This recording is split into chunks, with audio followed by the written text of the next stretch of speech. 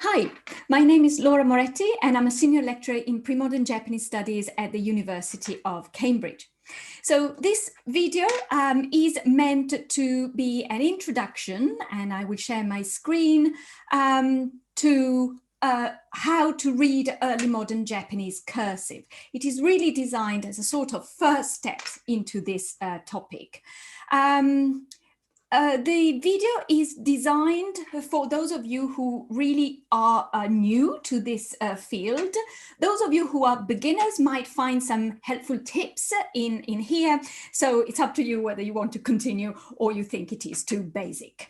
It is the first of other videos that actually will take you through some selected texts and get your head around on how to decode them and how to produce transcriptions of them. So off we go. My talk today, this session today will have 4 core parts. First, I'll try to explain to you what I mean when I say that there is no such a thing as one cursive script. Then we'll get to understand what we mean when we talk about hentai gana, or as I prefer to call them, kana variants.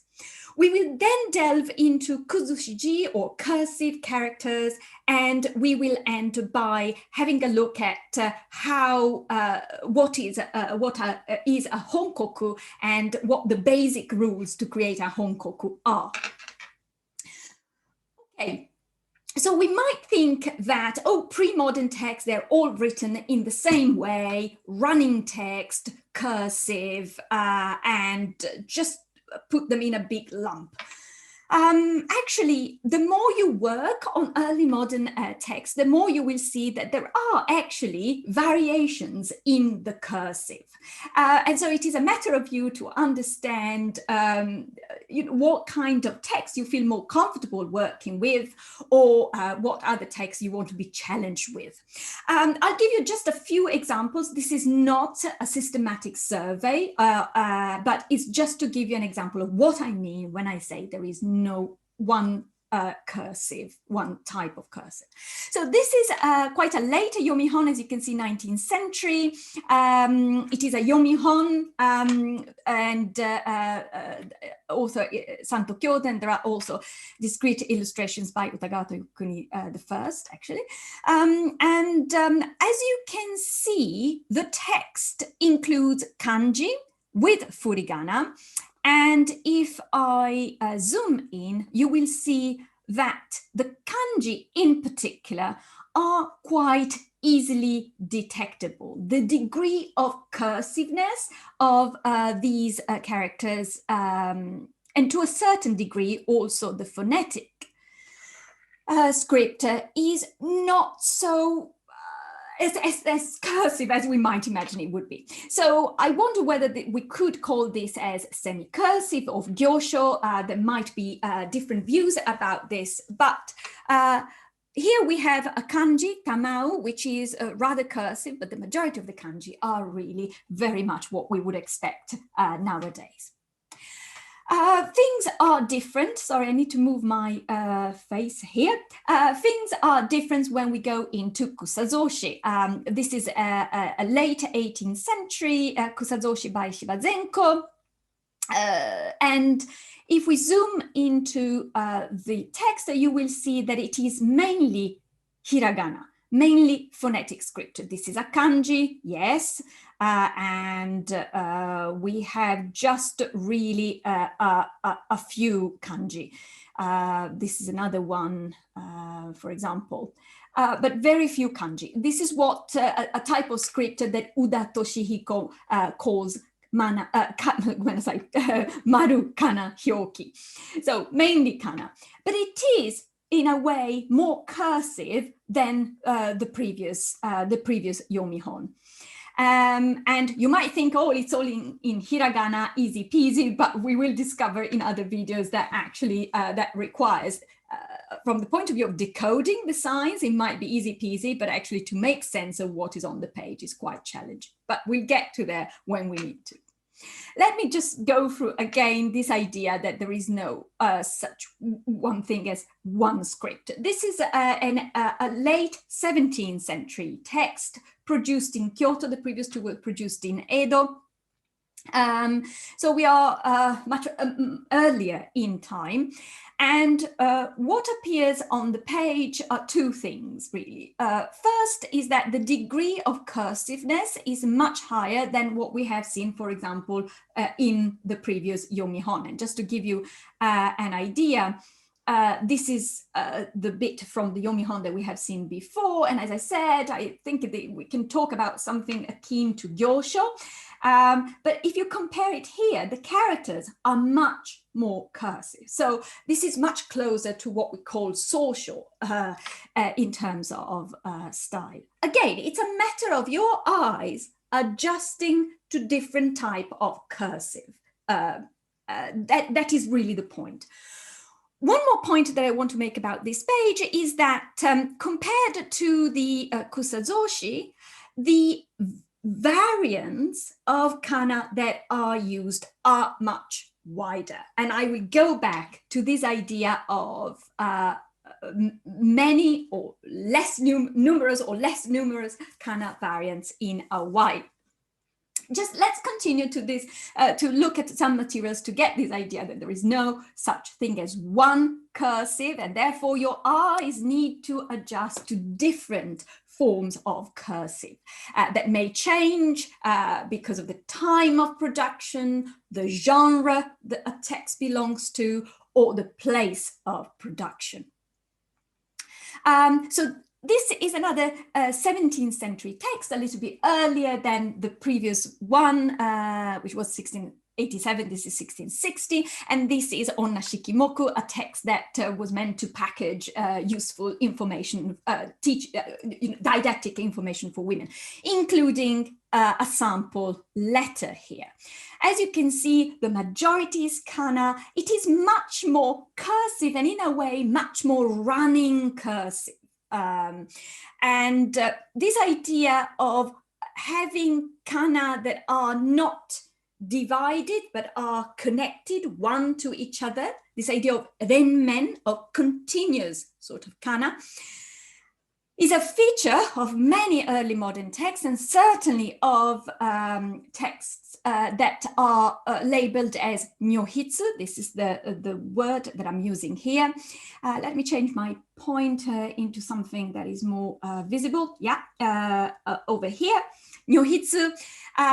One of my PhD students is working on this nyohitsu. Nyohitsu, as you can see from the characters, is just the woman's brush. But Helen McGowan, one of my PhD students, is really problematizing how we look at nyohitsu. Anyhow, what appears on the page is a striking form of cursive where there are many ligatures connecting one kana to the other. There is also the additional burden of chirashigaki, and therefore what you see on the order that you need to apply for reading what you see on the page is much more complex than a normal text. But this is, again, is part of the same universe of early modern cursive text. But again, your eyes need to adjust to something which is quite different from the Yomihon that we have seen at the beginning.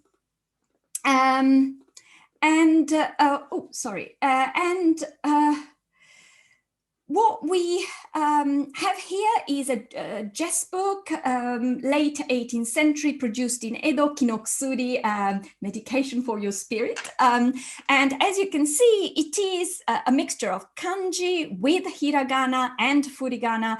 And here is just a matter of a very angular hand. The hand of the hanstagaki, of the calligrapher, is quite angular. And again, it's just a matter of your eyes adjusting to the text you're working on. This is an example of a handwritten text. As you can see, again, it's kanji and hiragana. Some kanji are very easily understandable. Some others might be a little bit more challenging. And again, in this case, we have somebody who is writing some notes. This was actually a text we read a few years ago for the summer school. It is entitled Kuden, and it has some practical advice passed on within the household. And we read about tamushi no majinai, how to get rid of this skin disease called tamushi. But again, it's cursive, but once again, your eye needs to be adjusted to what you see on the page. The majority of the videos that come after this one will deal with wabun, will deal with vernacular Japanese and text written in vernacular Japanese. Obviously, in the Edo period, we also have a high number of komonjo. These are mainly historical archival materials, handwritten, and they use a different type of written language, which is sorobun. So we have a move from vernacular Japanese wabun into sorobun. This is the kind of materials that if you are a historian, you normally work every day with this kind of primary sources.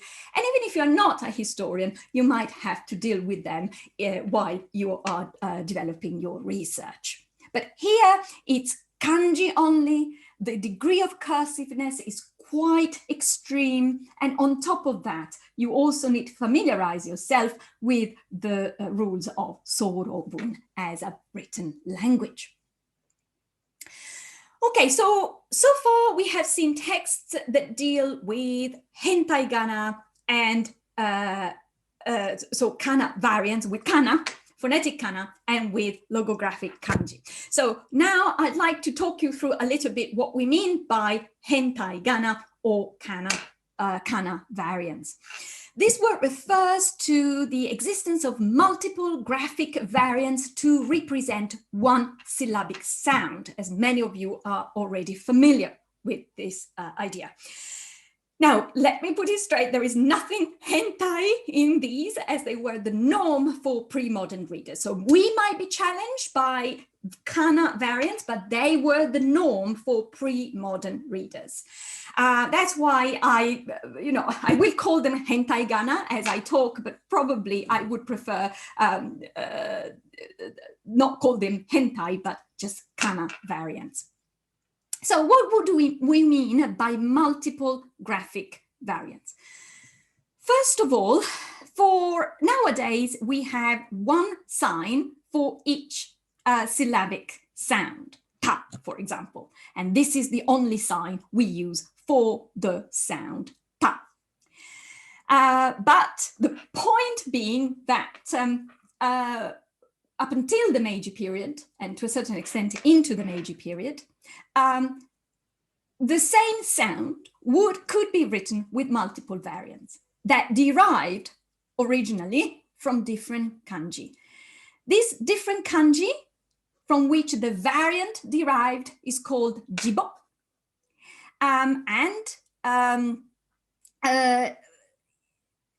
Each variant comes from a different jibo. So this is ta, this is also ta, this is also ta, this is also ta, and this is also ta. They all are ta, but they come from a different jibo, hence the different shape. To make things even more interesting, within each jibo, we have different ways in which the same jibo has been rendered into cursive. And therefore, we have graphic variants within the same jibo. Sorry, I'm moving again my face because it is all over the place on the slides. So you might think, okay, how do we deal with all these variants and variants within variants, right? So we have at our disposal a number of materials, and I would suggest that you familiarize yourself with these materials because they are really very helpful when working with early modern materials. What we all use are what I call Canna Charts. And we use abridged ones as well as in-depth ones. So if you go to the webpage of our summer school, and if you go under resources, you will see that I have gathered some resources. There has been excellent work done by colleagues around the world trying to pull together all sorts of materials, reference materials, both paper materials and online resources. And if you click here, you will see, you will access those materials. For the time being, I like to talk you through the charts for the Kana. So first of all, we do have this rough chart for Kana. What does this chart do is to give you, let's look at, for example, sorry, let me just go out and just do it manually. For as you can see, this chart gives you all the jibo that gave sort of birth to Kana variants in early modern texts. So you get a very rough idea of what kind of jibo and variants derived from the jibo are out there. As you can see, for E, we have these variants, these variants, these variants, and these variants. So this is a very good sort of rough chart where you can get an idea. If you are starting out and you see a sign on the page and you think it's a Kana, you can go back to this chart and sort of sail through it in search of a shape that you are, that might be the shape you are dealing with. Now, let me go back momentarily to this slide, because by the time we get to the early modern period, certain variants coming from certain jibo had very much disappeared, in the sense that they are not commonly used. This is not to say that they will never appear. They can appear in particular in paratextual materials, forwards, afterwards. But by the time we get to the early modern times, the jibo and the variants derived from the jibo that are in red are the ones which are mostly used. The more you will go back in time, the more variations were employed. So if I go back to the slides we saw about the kibyoshi, the 1787 kibyoshi and the 1687 text, that is why you have many more variants in the 17th century text than in the late 18th century kibyoshi. So variants kind of naturally disappear in the sense that they are not used on a common basis. Now, as I said, we also have in-depth Kana charts. And if we go back to our page, and if you do, if you do download for the detailed chart, you will see that you can access this material, which comes at the end of the Kuzushiji Yore Jiten by Kodama. I will show you this dictionary in a little while.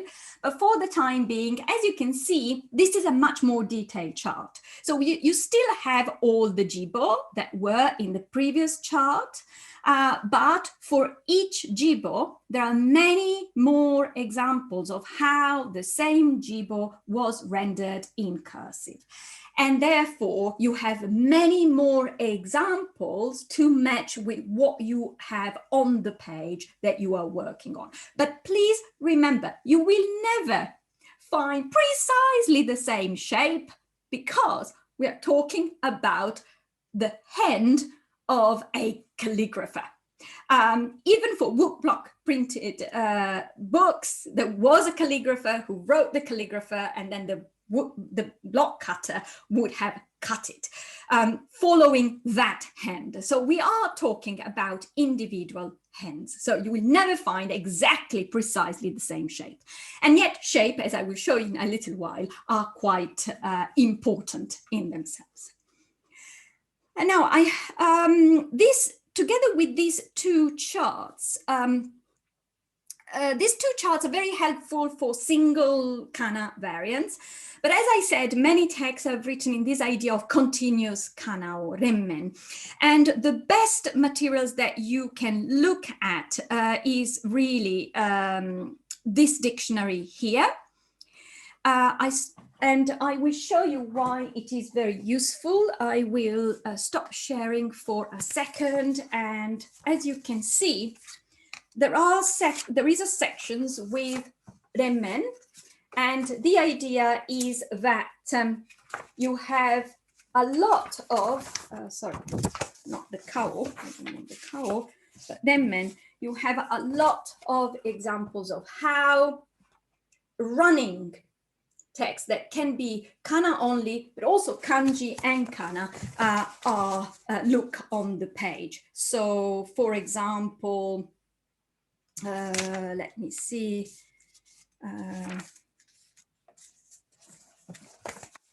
Example, you have Onnashikimoku over here, right? So it's very helpful for this kind of running text. And in particular, if you work on handwritten letters and also the nyohitsu that I mentioned in one of the slides before. Okay, let me share again my screen. And I hope you get a sense of what materials you can use for Kana. Here are some tips. Familiarize yourself with the jibo. Some instructors will even tell you that you have to memorize the jibo. Okay, so the jibo is very important, in particular if you have some knowledge of how to write calligraphy, and therefore you remember how to write in cursive a specific jibo, that will be very helpful. I might be a less strict instructor when it comes to jibo, but do remember the jibo are really the source of a cursive Kana variant, and therefore it's really where the Kana variant shape derives from. I'm sorry to trivialize this, but over the year, I realized that using imagination actually helps no end those who are beginners. And there is nothing wrong in using your imagination. So for example, when we look at ho, some of us see this kind of standing squirrel. We see the face, we see the little hands and the legs, and then the little tail. If you don't see the squirrel, that's absolutely fine. It's not a psychology test in any way. If it were, probably I would be in trouble because I see all these kind of shapes, but it's just to tell you that if you see something in a shape and that allows you to memorize it, go for it. At some point, somebody suggested that what they saw here is a camel sitting on a mat. Why not, if that allows you to memorize it? So familiarize yourself with the jibo, which is a more scholarly approach to memorizing the shapes. Use your imagination, a little bit wild here, but it works for some at least. But also, and this is very, very important, always think about the meaning. It's not, when you're decoding a text, it's not just a matter of decoding for the sake of decoding, but you have to make sense of what is on the page. And this is very important because some Kana variants are very similar. Look at this ri and this wa. They can be deceptively similar. Or look, for example, at this string of ni, yo, ma, ki. Or at this ra, ku, te, and shi. And when you are already dealing with a complex text, because it has a lot of these, you can think, which one is it? Is it ra? Is it ku? Is it shi? So let me give you a concrete example. This is a text that we will discuss in a specific video. It will be one of those that we try to decode together. And we will arrive at this sign here. Now, if you look at the rough Kana chart, you will see that there are two signs which are very similar. One is ka and one is ru. Now, the one before, please just for the time being, if you're not familiar with this shape, just believe me, it is shi. So it could be shika or shiru. Now, they both exist in Japanese. Shika being the deer, an animal, and the other shiru being the verb to know. Now, just a little tiny bit, you see here this, let me again change the pointer on this occasion. You see this little red dot. Actually, the red dot is quite important for anyone who is used to reading this material, because that gives away which one it is. And in this specific case, it is ru. But for the time being, what I'm trying to say is that for anyone who is not really used to these materials, this loop can be ka, can be ru. So we need to put it into the context. And the context is, having read what comes before, again, just bear with me and I will read it out for you, but we will work on this text. Koto, omo. Now, if I read it, shikaba, it doesn't really make sense. Koto o, it has a particle for the object. You expect to have a verb there. And yes, in that case, shiru would work very well. Koto o mo shiru wa nantoka nantoka. So always ask yourself, okay, I've decoded this text. Let's pause, step back, think about the meaning. It's not a matter of translating it into English as such, but it is making out the meaning of what you are reading. In this text, as you can see, we don't only have kana, we also have kanji, and so it is now time for me to move on to the idea of cursive characters. We call them kuzushiji because kuzusareteru desu yo ne. The shape is all a little bit broken. Let's take the same page with this character here. You might think, oh my God, what is this? I can't really make out what it is. I'm giving you the answer, but then I'm also showing you what materials you have at your disposal to make sense of what it is. The answer would be michi, but let me talk you through what materials you have at your disposal. Once again, do visit our webpage and you will see, sorry, I'm closing this one. And I'm actually going on this one. Apologies, I should not have closed it, but here we are. And here is where some paper resources as well as online resources are particularly useful for you.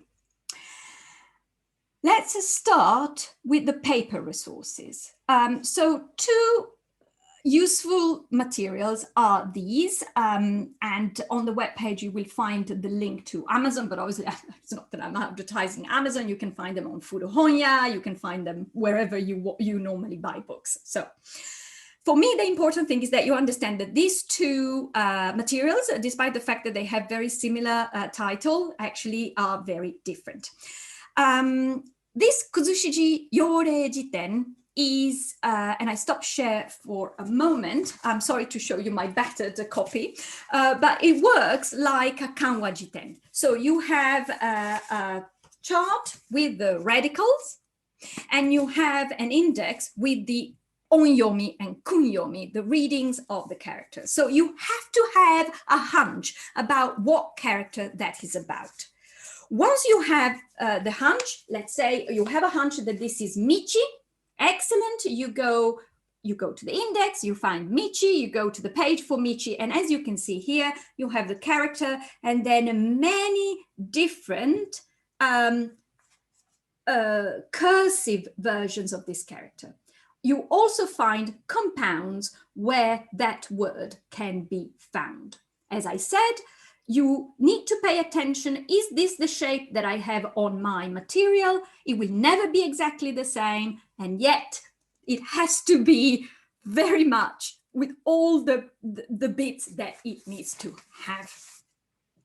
So this material requires that you have a hunch about what kind of kanji we are dealing with. But once you have the hunch, it contains a wealth of different cursive forms for that character. Now, if you have no idea about the kanji, we used to use this dictionary here. This dictionary here looks like this one, but it is very different because it does not work as a kanwajiten. It has an initial chart where you have to look up for the kanji following the stroke order of the cursive. So if you are trained in calligraphy, it is quite a helpful material to deal with. If you aren't, it is a quite challenging dictionary to buy and use. But the good news is that we now have a lot of online materials that help you doing very much the same thing.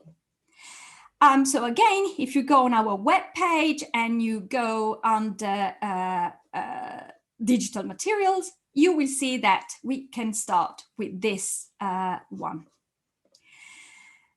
This uses artificial intelligence and it is connected to a database. So what you can do on your tablet, your phone, or I'm using my screen, so I'm using a mouse right now. Then you have let's go back to the shape that we want to look at. We want to look at this particular shape.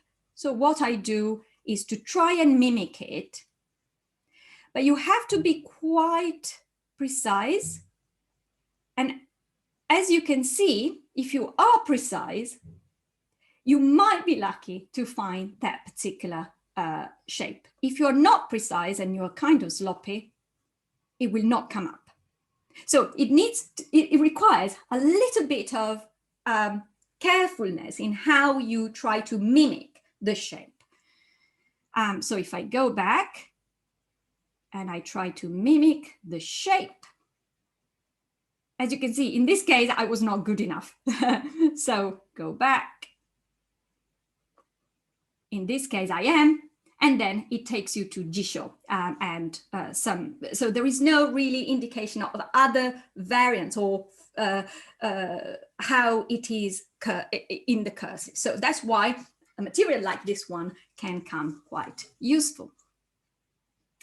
There is another very helpful material. So if I go back to here, and it is this one. This allows you to put an image. So it requires a little bit of work because you have to cut out the image of the kanji that you're looking for. But in this case, I've done it. I put the image in and you do your search. And what comes up is from the database that this interface is using different possibilities. As you can see, we see no michi here, but you can go sarani miru and patiently wave through possibilities, and michi can be found here. Yet again, this uses a particular database, so it doesn't give you an array of cursive renderings for this michi, for which you want to go back again to this paper material. So let me sort of give you some final tips on kuzushiji, which is when you have furigana, use the furigana. Furigana is fantastic because it gives you a little bit of a first hunch, and then you can use the paper dictionary, no problem. If you have no clue about what kanji it may be, then either the second dictionary that I showed to you or the online materials as we have used them. But the bottom line is use all the reference materials at your disposal. Do not rely only on one, because right now, there is not one tool that allows you to do everything you need to do in one go. We might get there in a few months or years, but we're not there yet. So do rely on more than one material. Finally, why are we doing all this? Obviously, we read materials because we want to access the content. Going back to what I said, it's a matter of understanding the meaning. It's not just a matter of, oh, I can recognize this shape, therefore it is that. What is the meaning? Always ask you, what is the meaning? But also, if you are including primary texts in your work, in an article, in a book, or you decide to publish the diplomatic transcription of a text, then you have to sit down and do what we call honkoku, which I already preempted being what normally we refer to in English as a diplomatic transcription. The idea of the honkoku is that you offer an accurate transcription of a Japanese text from its original format. So you write out in current script what you see on the page, and it is accurate to the point that the reader using your transcription has a possibility to imagine how the text was written. Obviously, the variants are gone and the cursive is gone. Now, accurate as humanly possible, because we aim to have a perfect transcription. Are there such things as perfect transcriptions? Maybe a few, but we're all human. So there might be still mistake. But the idea is that you try your very best to produce an accurate transcription. Now, for those of you who come to the summer school and those of you who are working on honkoku, diplomatic transcription, we put together some basic rules. Again, if you go on our webpage, under here you can download this document. These are basic rules for producing a honkoku. First, you need to identify the text that you want to use, the teihon. That requires a lot of work, but I don't have time to go through the details about that. What I'm more interested is that once you have done your paleographic decodification of hentai gara and kuzushiji, you want to transpose them into current Japanese script. And in doing so, there are some rules that you need to apply. You will find a lot of kyuji, all type characters. Normally, they should be transformed into shinji, or at least this is the tradition within kokubungaku. Kokugo, rekishi, bijutsu, other fields might have different rules, so you better check what the rules in your own field might be. When it comes to itaiji, or sort of non-standard forms of kanji, you have to make a case-by-case decision, and it also might depend, if you're working for a series, what the editor of that series wants. So my suggestion is always think about the genre you're working on, even though genre can be a tricky concept for early modern materials, but to make it simple, think about the genre and maybe go and look at the hande, so the sort of the material that comes before a preface that tells you how before a transcription, and tells you what the transcription, how the transcription has been done for the genre you're working on. Sharebon taisei, for example, kanazoshi shusei, hanashibon taike will be of great help for certain genres as well, at least.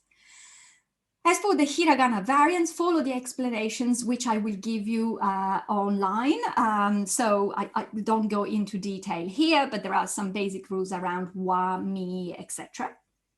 If there are, furigana, okurigana, and diacritics, including the dakuten, remain unaltered. And dakuten, we will discuss, is a little bit problematic. If there are errors, you leave the error. And if you are sure that that is a mistake, you can include mama in the furigana. We'll talk about it as we do it. Punctuation, kutoten, is left as it is in the original. Again, we'll talk about punctuation as we work on texts. Ideally, if you are producing something for your own use, you should start a new line, wherever the original starts, a new line. But then when you publish these materials, it can go into a different formatting.